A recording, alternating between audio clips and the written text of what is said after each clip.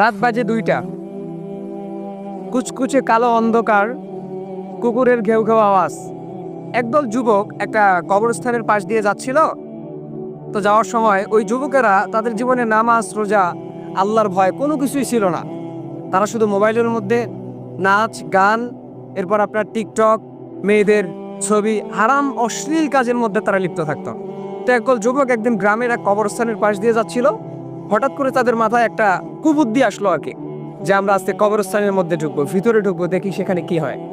তো সবাই মিলে যখন ঢুকলো, কবরস্থানের মধ্যে কিন্তু একটু ভয়ঙ্কর লাগে আর কি, ভয় লাগে আর কি। সবাই বের হয়ে চলে গেল, সাহস করে একজন যুবক ভিতরে ঢুকলো। ঢুকে সে যখন কবরস্থানের ঠিক ভিতরে ঢুকে গেল, তখন কে যেন তাকে ডেকে বলল, তুমি কি জানো যে এই কবরের এবং এই মাটির নিচে যারা বাস করে, মাটির নিচে যাদেরকে রাখা হয়েছে তাদের কি অবস্থা? তুমি কি এই বিষয়ে অবগত আছো? তুমি কি জানো? যুবক ভয় খেয়ে গেল। সে চারিদিকে ছোটাছুটি করতে লাগলো, চারিদিকে দেখতে লাগলো যে আওয়াজটা কে দিয়েছে। সে বুঝতে পারলো যে আওয়াজটা গায়েবীভাবে আসছে।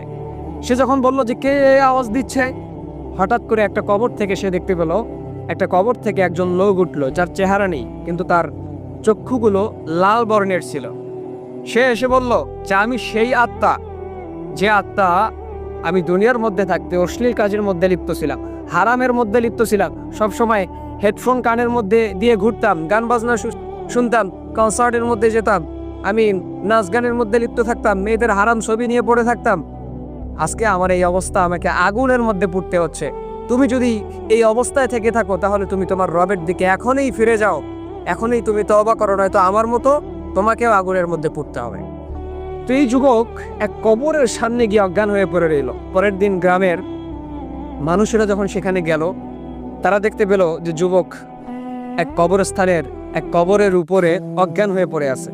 তার জ্ঞান ফেরানো হলো।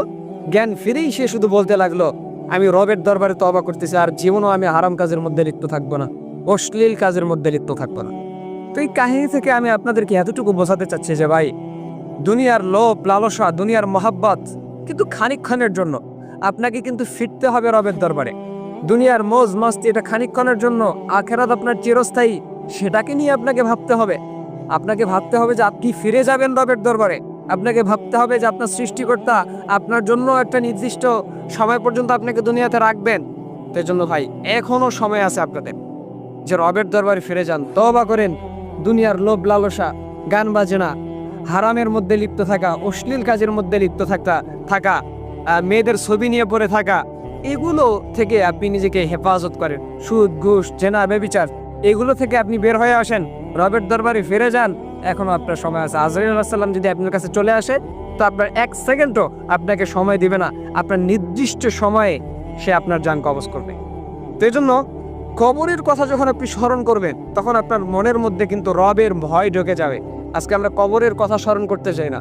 আমরা স্মরণ করতে চাই না রবের কথা, আমরা স্মরণ করতে চাই না জাহান্নামের কথা, স্মরণ করতে চাই না কবরের আযাবের কথা।